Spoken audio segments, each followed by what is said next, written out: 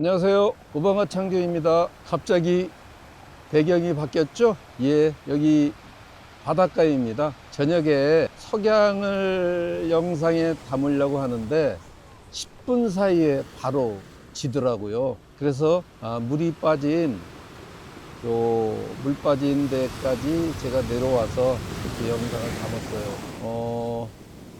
이렇게 해질녘에 나와 보니까 나름 또 분위기도 좋으네요. 그래서 오늘은 저녁 물이 빠진 바닷가에서 모방과 창조 춤썰을 한번 풀어보렵니다.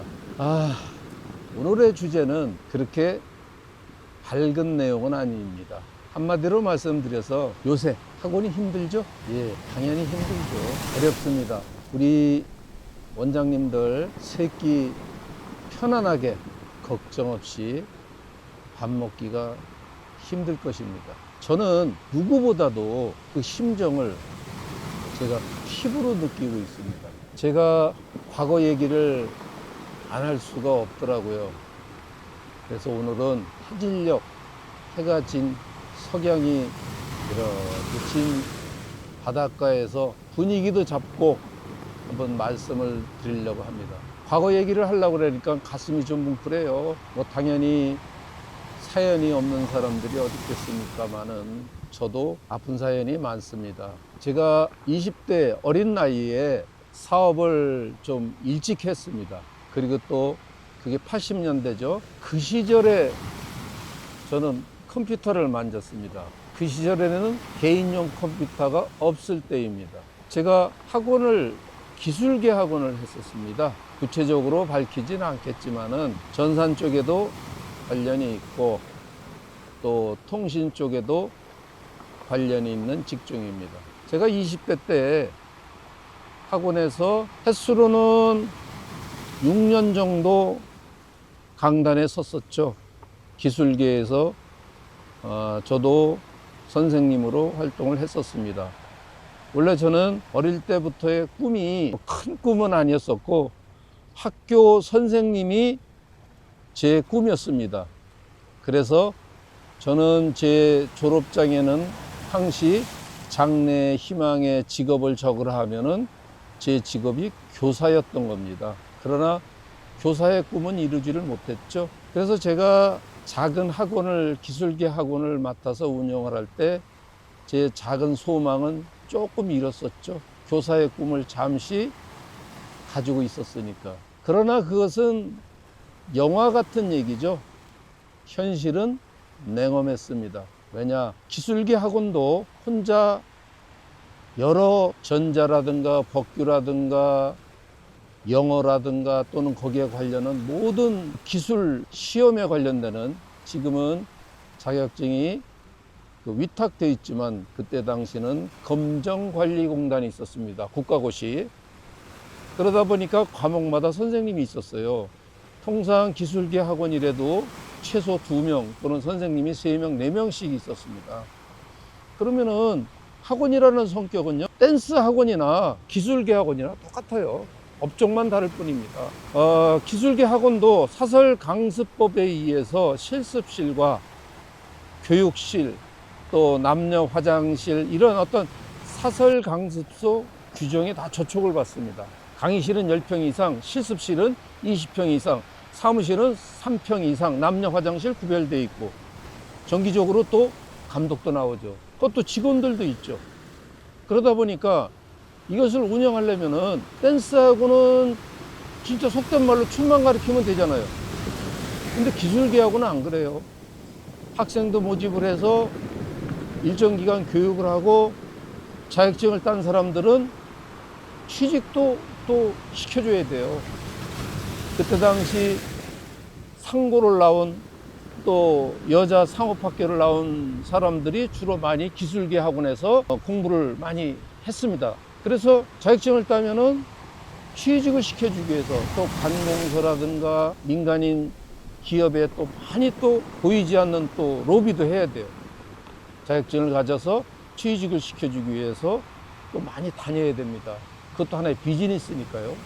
그리고 개강을 월초에 하려면은 그냥 학생이 오는 게 아니에요.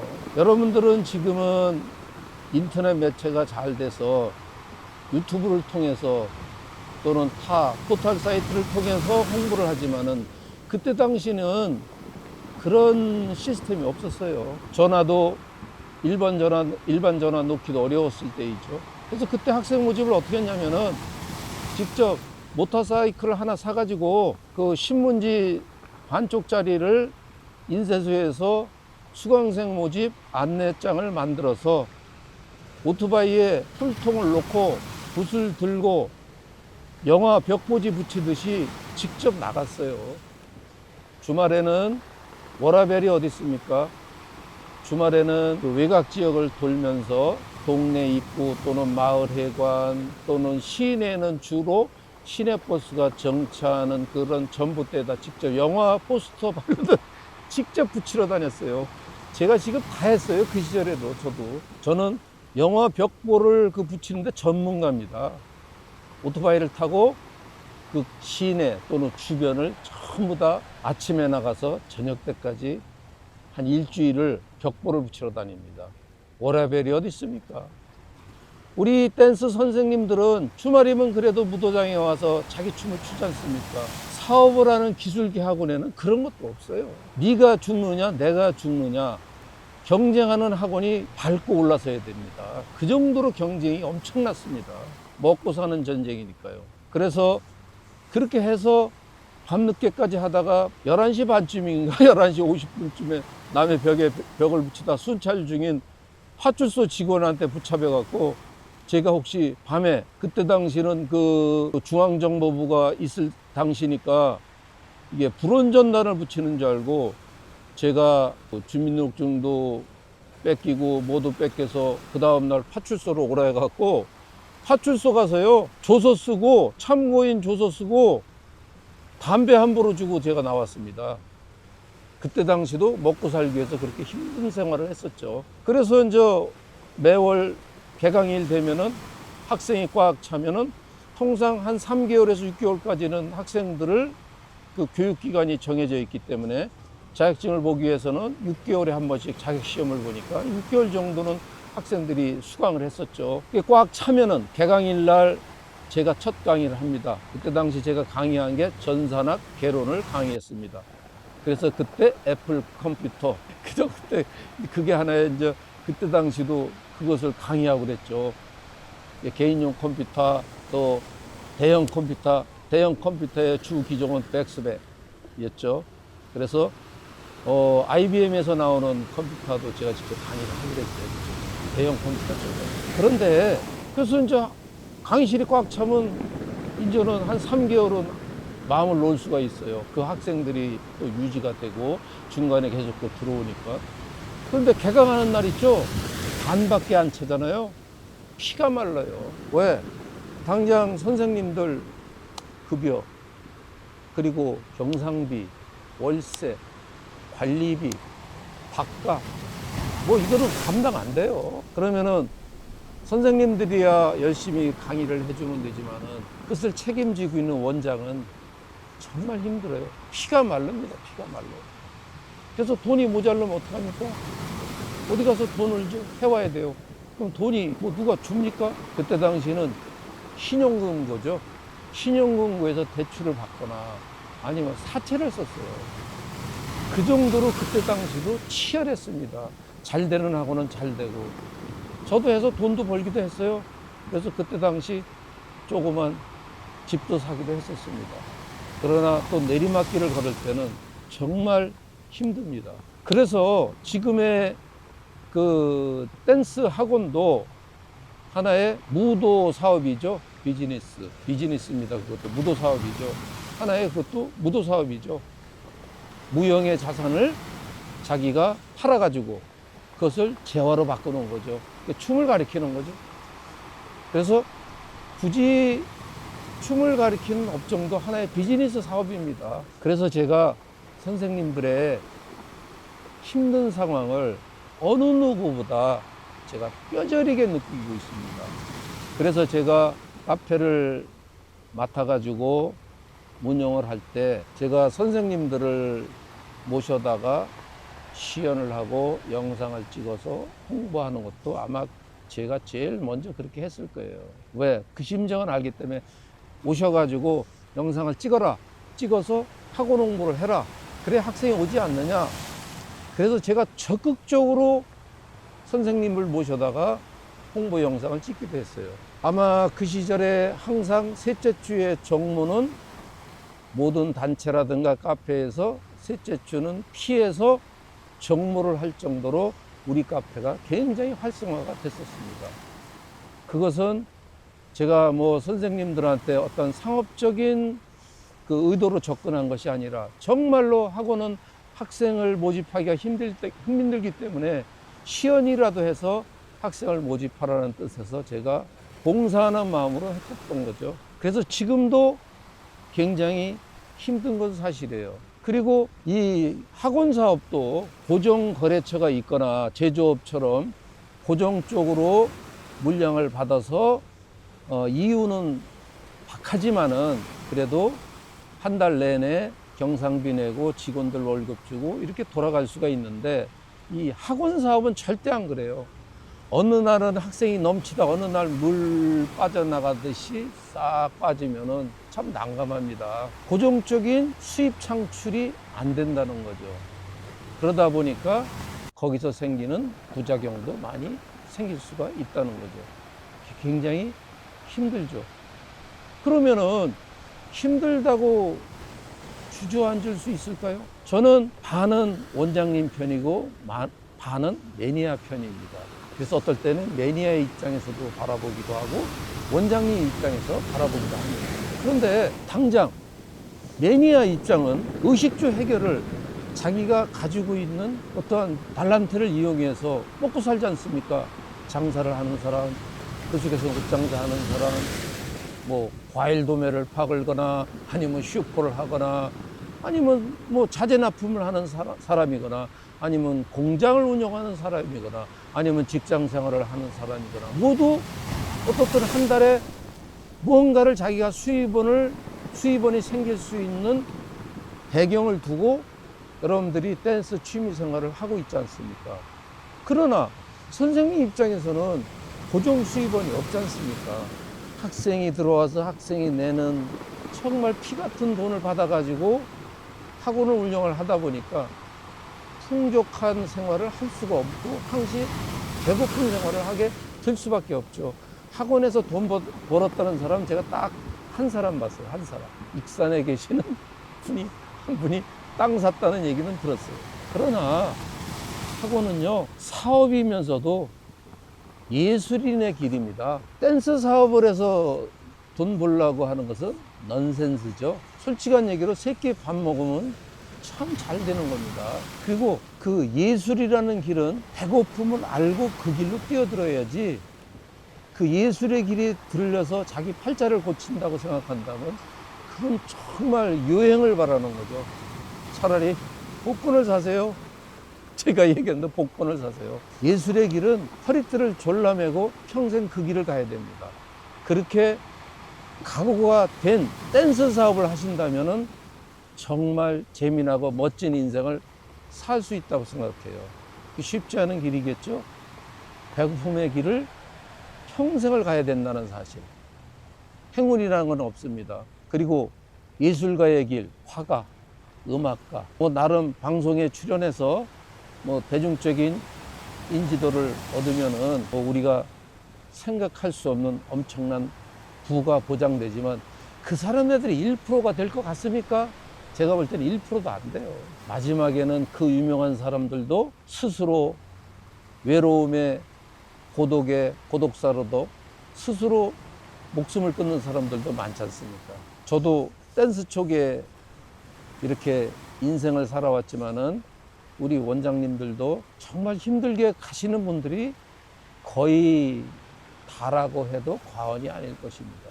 또 가끔 또 우리 유튜브 상에서는 우리 춤을 가르치는 원장님들을 또 거기다 대고 비하하는 비속어를 많이 쓰고 저주하다시피 이런 말씀들을 하시는데 매니아 쪽이나 프로 쪽이나 모두 같이 상생하는 걸 찾아야 됩니다.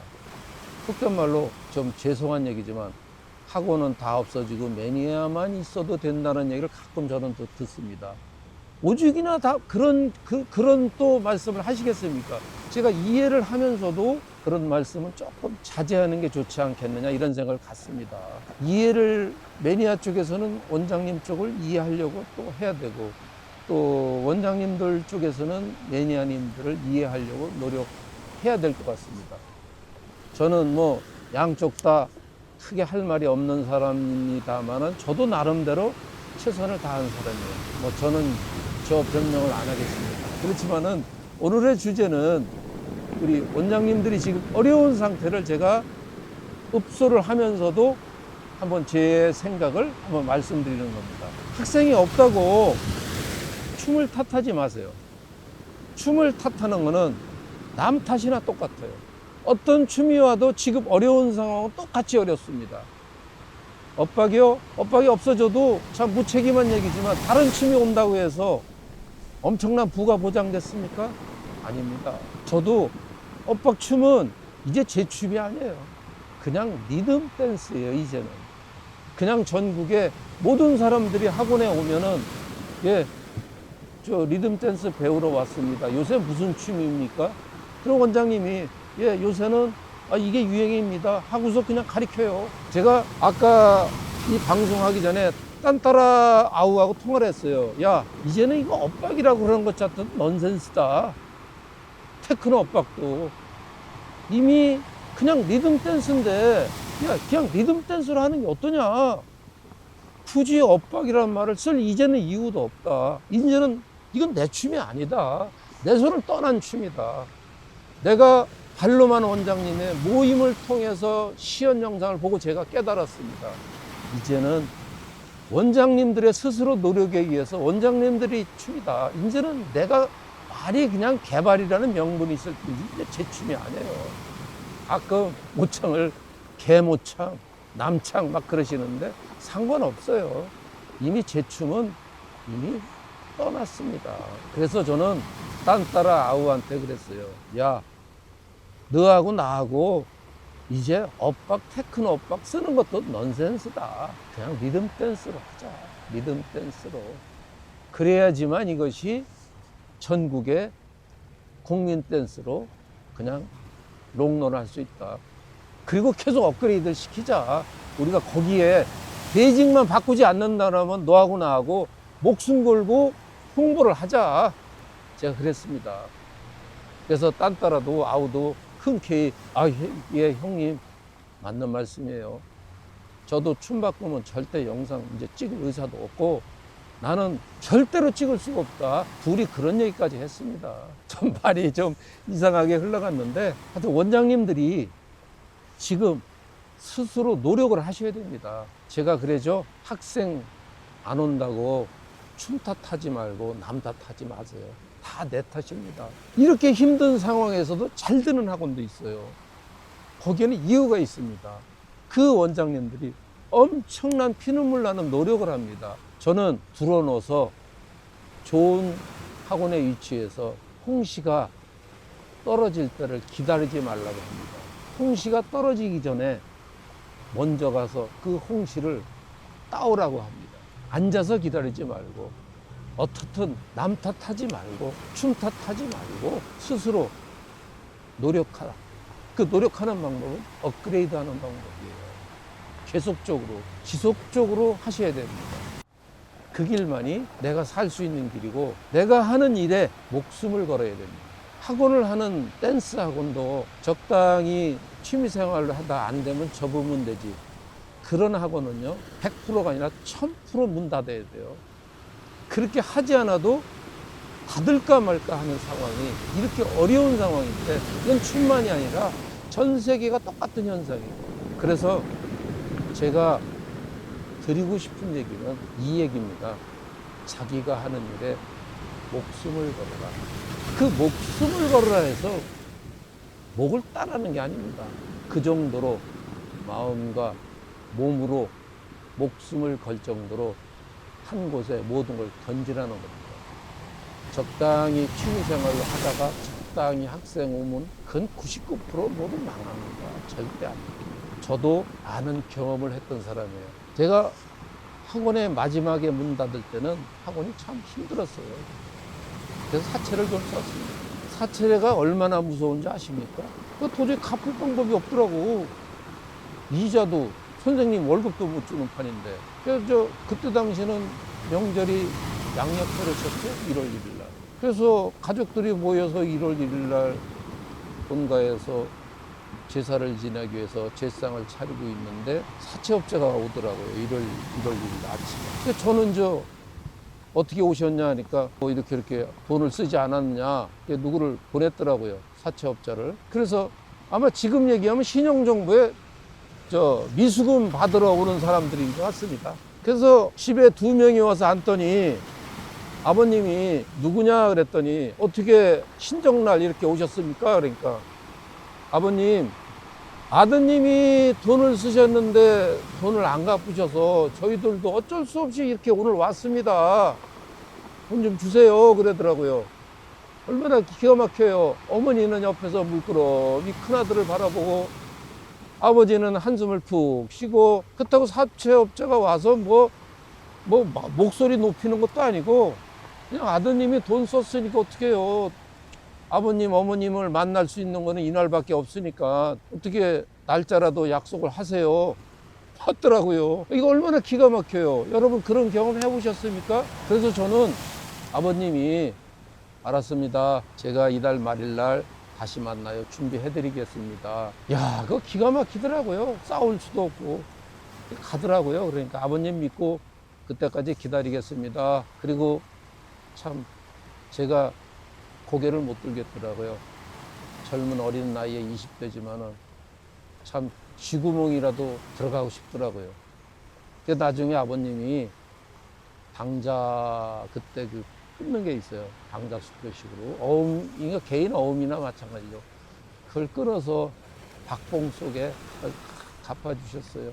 그리고 세상을 떠나서 지금은 안 계시지만은 불효자식이죠. 그렇게 제가 그런 경험도 했습니다. 그래서 지금 굉장히 아마 힘들고 주변 상황이 어렵지만은 그 속에서도 최선을 다하십시오. 저도 최선을 다하고 있어요. 그리고 내가 하는 일에 목숨을 거세요. 그러면은 사직생이란 말이 있죠. 죽으려고 하면은 산다고. 목숨을 거세요. 내가 하는 일에 취미생활과 내 본업하고는 분명히 다릅니다. 목숨을 거시면 살 수 있습니다. 해가 다 지고 이제 어둠이 많이 깔리네요. 오늘은 너무 제가 불편한 얘기를 드려서 죄송합니다. 자, 다음에 또 만나요.